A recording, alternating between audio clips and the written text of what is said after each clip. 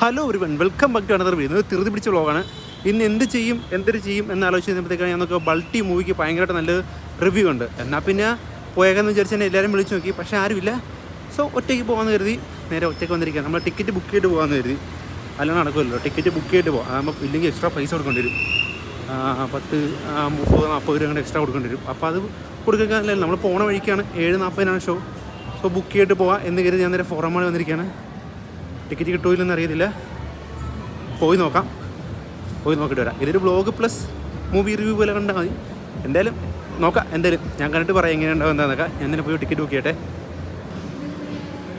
വന്ന് എന്തായാലും ടിക്കറ്റ് കിട്ടിയ, പക്ഷേ നോക്കി ഞാൻ സെലക്ട് ചെയ്ത സീറ്റ് 13. ഈ നിരയിൽ ആ അറ്റത്ത് ഇത് മാത്രം മിച്ചം ഉണ്ടായിരുന്നുള്ളൂ.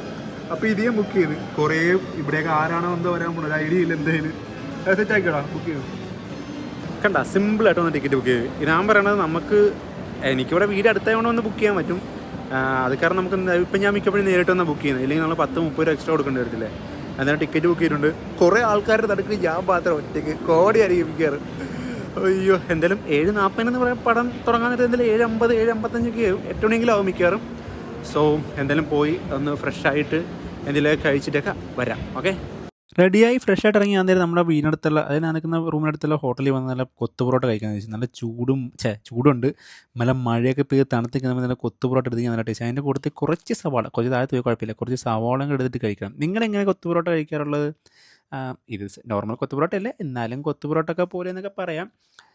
നല്ല ചൂട് കൊത്തു പൊറോട്ട എടുത്ത് കഴിച്ചപ്പോൾ നല്ല കിടിലൻ ടേസ്റ്റാണ്. നമ്മുടെ വീടിനടുത്തുള്ള ഹോട്ടലിലാണ്. അവിടുത്തെ പൊറോട്ടയും ബീഫൊക്കെ അത്യാവശ്യം നല്ലതാണ്, കൊത്തു പൊറോട്ടയും നല്ലതാണ്. സോ നല്ല ആവി പറക്കുന്ന കൊത്തു പൊറോട്ട, നല്ല ടേസ്റ്റ് ഉണ്ടായിരുന്നു. അപ്പോൾ അതും കഴിച്ച് തീർത്തിട്ട് ഞാൻ എന്തെങ്കിലും പടത്തിനായിട്ട് ഇറങ്ങട്ടെ. അങ്ങ് ദൂരത്ത് നിന്ന് ഇവിടെ ഏറ്റവും ബാക്കിലാണ് നമുക്ക് പാർക്കിംഗ് ഇട്ടിരിക്കുന്നത്. ഫോർമൽ ഉടനെ പാർക്കിംഗ് ഫീ പരിപാടി തുടങ്ങും. ഫുഡ് കഴിച്ചിട്ട് ഇറങ്ങി ഇറങ്ങിയപ്പോഴത്തേക്ക് ഞാൻ ഇവിടെ അങ്ങ് ദൂരത്ത് കിട്ടി. അടുത്ത് കിട്ടുന്നത് ഭയങ്കര എളുപ്പമായിരിക്കും, പക്ഷേ അടുത്ത് കിട്ടുമെന്ന് പറയുമ്പോഴത്തേക്ക്. പക്ഷേ ഇവിടെ എന്തോ അങ്ങ് ദൂരത്ത് കൊണ്ട് കൊടുക്കണം. 12 മണിയാണ്ട് അടുത്തും കിട്ടാനല്ലോ. കിട്ടിയാൽ ഭയങ്കര ലെക്കെന്ന് പറയാം. സോ എന്തായാലും പടം ഞാൻ പോട്ടെ. 7:50 ഞാൻ എന്തായാലും പെട്ടെന്ന് ഓടിച്ചിട്ട് കണ്ടേ. ഞാൻ ഇപ്രാവശ്യം ലിഫ്റ്റിൽ കയറി പോകുന്നത് വെച്ചാൽ എന്തായാലും ലേറ്റായി. 7:50 തുടങ്ങി കാണാൻ ചാൻസ് ഇല്ലെന്ന് എൻ്റെ ഒരു വിശ്വാസം. സെക്കൻഡ് ഫ്ലോറിൽ ചെന്ന് ലിഫ്റ്റിൽ ചെന്നിട്ട് അവിടെ നടന്നു പോകുന്നത് ചോദിച്ചു. ഞാൻ ഫോറം വന്നിട്ട് ഇപ്പം ഇവിടെ നമ്മളെ പാർക്കിങ്ങിന് അവിടെ നിന്ന് ലിഫ്റ്റിൽ നിന്ന് കയറുന്ന ആദ്യമായിട്ടാണ്. സെക്കൻഡ് ഫ്ലോർ എത്തി. എന്തായാലും ഞാൻ നോക്കട്ടെ എന്താ വരുമോ എന്നുള്ളത്. പടം തുടങ്ങി കാണത്തില്ല എന്നൊരു വിശ്വാസം. സെക്കൻഡ് ഫ്ലോറിന് ഇവിടെ എത്തി. ഇനി ഇവിടുന്ന് എങ്ങോട്ടാണ് വെച്ചാൽ പോകുന്നത്. ഇനി ഇവിടുന്ന് അങ്ങോട്ട് നടന്നിട്ട് ഇവിടുന്ന് റൈറ്റ് നടന്നിട്ട് അത് നമ്മളിപ്പം അവിടെ എത്തിയിട്ടുണ്ട്. അവിടെ നിന്ന് എത്തിയിട്ട് ഇവിടുന്ന് പോകണം. എന്താകുമെന്തോ നോക്കാം. എന്തായാലും ചിലപ്പം എനിക്ക് തോന്നുന്നു എൻ്റെ ഒരു ഇൻസ്റ്റിറ്റ്യൂഷൻ ഉള്ളിൽ ഇൻസ്റ്റിറ്റ്യൂഷനാണ്. ചിലപ്പോൾ നമ്മൾ പടം കഴിഞ്ഞ് ഇറങ്ങാൻ നേരത്തെ പടത്തിൻ്റെ ആൾക്കാരായിരിക്കും വരുമോ എന്നുള്ള ചെറിയ ഇൻസ്റ്റിറ്റ്യൂഷനുണ്ട്. നിങ്ങൾക്ക് തോന്നുന്നു വരുമോ വരത്തില്ലയോ, നിങ്ങൾ എന്തായാലും ഗസ് ചെയ്യും. പക്ഷേ ഇപ്പം നിങ്ങൾ ഗസ് ചെയ്യേണ്ട പടം തുടങ്ങുമില്ലെന്നുള്ള ടെൻഷനാണ്. തുടങ്ങത്തില്ലെന്നാണ് വിഷയം. സാധാരണ 7:40 7:55 ആകുമ്പോഴേ തുടങ്ങാറുള്ളൂ. നോക്കാൻ എന്തായാലും പോയി വന്ന വഴിക്ക് ഓരോ ആൾക്കാരെ കണ്ട് വന്നുകൊണ്ടിരിക്കുക. എന്ന് വെച്ച് കഴിഞ്ഞാൽ നമുക്ക് വ്ളോഗിൽ കാണിക്കാൻ പറ്റാത്ത ആൾക്കാരാണ്. എന്ന് വെച്ച് കഴിഞ്ഞാൽ മനോരമയിലൊക്കെ വർക്ക് ചെയ്യുന്ന മെയിൻ ആൾക്കാരൊക്കെയാണ്. അതൊക്കെ കാണിക്കാൻ പറ്റാത്തതാണ്. നിങ്ങൾക്ക് എന്താ പടം തുടങ്ങിക്കണോ? 7:55 അയ്യോ 7:55 അയ്യോ ഈ എക്സൽ തുടങ്ങിക്കാണില്ലേ? ഇല്ല, തുടങ്ങിയിട്ടില്ല. ഓക്കെ, രക്ഷപ്പെട്ട്. സോ ഞാനൊരു ഉള്ളിൽ കയറിട്ട് പടം തുടങ്ങിയിട്ടില്ല. 7:55 ആയപ്പോഴും പരസ്യങ്ങളിലേക്ക്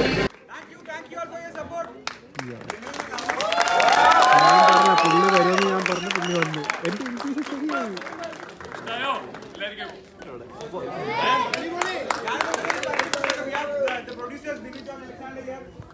ഞാൻ പറഞ്ഞില്ലേ വരുമെന്ന് പറഞ്ഞ് വന്ന്. ഇൻറ്റ്യൂഷൻ കറക്റ്റ് ശരിയായിരുന്നു.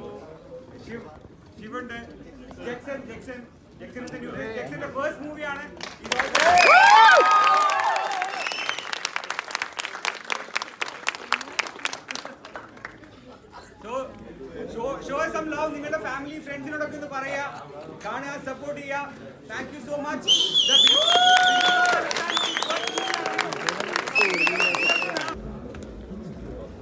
ബ്രോ സൂപ്പറായിരുന്നു. അവസാനം സത്യം പറഞ്ഞ കരഞ്ഞു പോയി. കണ്ണിൽ വെള്ളപ്പം അറിയാം. സീരീസിലി നല്ല അടിപൊളിയായിരുന്നു. Super. Thank you so much. Thank you. ഇഷ്ടമായോ?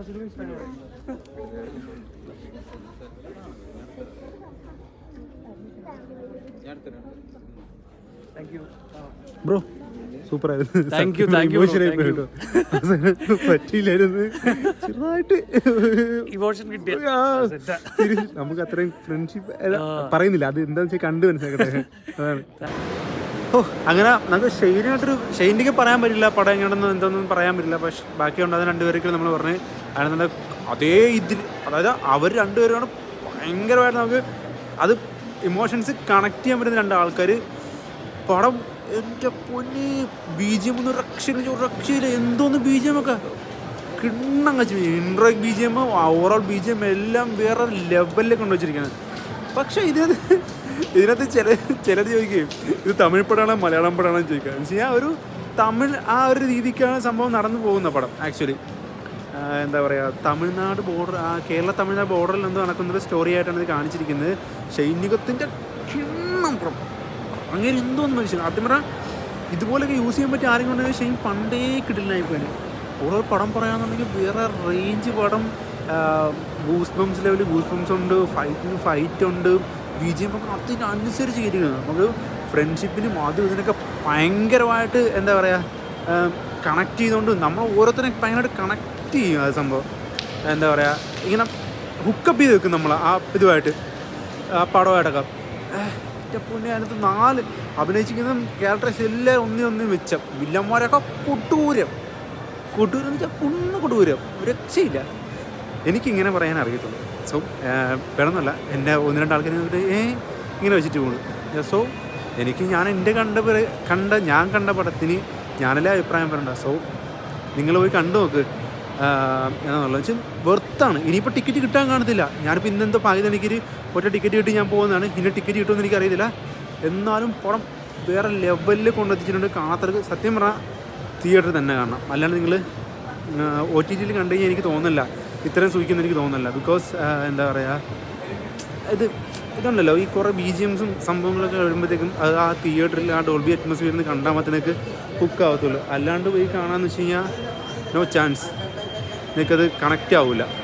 ഈ പടം അപ്പം നിങ്ങൾ OTT ഇറങ്ങാൻ ചോദിക്കുന്നത് എന്തോ അയ്യോ നിങ്ങളൊക്കെ ഇതൊക്കെയാണ് തിയേറ്ററിൽ കണ്ട ആൾക്കാർ റിവ്യൂ പറഞ്ഞ് കുറേ കൊണയടിക്കാൻ വരും. പക്ഷെ നിങ്ങൾ തിയേറ്ററിൽ കാണണമെന്ന് വെച്ച് കഴിഞ്ഞാൽ BGM ഒക്കെ അതിന് വേണ്ടിയിട്ട് ഉണ്ടാക്കി വെച്ചിരിക്കുന്ന സാധനമൊക്കെയാണ്. വേറെ റേഞ്ചിൽ പോയി പടം രക്ഷയില്ല.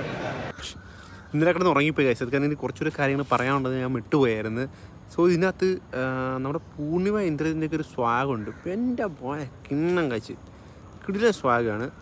അതുപോലെ തന്നെ വേറെ ഒരാളും കൂടി ഉണ്ട്. അത് ഞാൻ പറയുന്നില്ല. പറഞ്ഞു കഴിഞ്ഞാൽ നിങ്ങൾക്ക് ആ കാണുമ്പോഴത്തേക്കും അതിൻ്റെ ആ ഒരു എന്താ പറയുക ഒരു ഒരാണ് കാണുമ്പോഴത്തേക്കും കിട്ടുന്നൊരു സാധനം ഉണ്ടല്ലോ. നമ്മൾ അതിനൊക്കെ വേണ്ടിയിട്ടുള്ള സിനിമ കാണുന്നത്. ആ ആളുടെ ഒരു സാധനമുണ്ട്. നിങ്ങൾ കണ്ടുനോക്ക്. കോമഡി വിത്ത് കൊടൂരം അങ്ങനെയൊക്കെയാണെങ്കിൽ പറയാം. നിങ്ങൾ കണ്ടുനോക്കുമ്പോൾ നിങ്ങൾക്ക് മനസ്സിലായത്. കണ്ടിട്ടുള്ളതാണെങ്കിൽ കമൻറ്റ് ചെയ്യണം താഴത്ത്. ഇത് ഷെയ്നികത്തിൻ്റെ 25th പടം എന്നൊക്കെയാണ് പറയുന്നത്. അവിടെ എന്തോ ഞാൻ 25 എന്നും പറഞ്ഞ് കാണിച്ചിട്ടുണ്ടായിരുന്നു. 25th പടമാണെന്നുണ്ടെങ്കിൽ എന്തായാലും ഇത് കിട്ടില്ല കംബാക്കാണ്. എന്ന് വെച്ച് കഴിഞ്ഞാൽ അതിനകത്തുണ്ട് ഷെയ്ൻ ആരാന്ന് പറഞ്ഞത്. ഷെയ്ൻ്റെ പണ്ടത്തെ അഭിനയം, പണ്ടത്തെ ഒരു ഷെയ്ൻ ഉണ്ടായിരുന്നു നമ്മൾ കണ്ടുകൊടുന്നത്. ഷെയ്ൻ്റെ കറക്റ്റ് സാധനം ഇപ്പോഴത്തെ കിട്ടിയിട്ടുണ്ട്. പക്ഷേ അത് നിങ്ങൾ കാണുമ്പോഴത്തേക്ക് മനസ്സിലാവും എന്തുകൊണ്ടാണ് അത്രയും പറയണമെന്നുള്ളതിൻ്റെ കാര്യമൊക്കെ.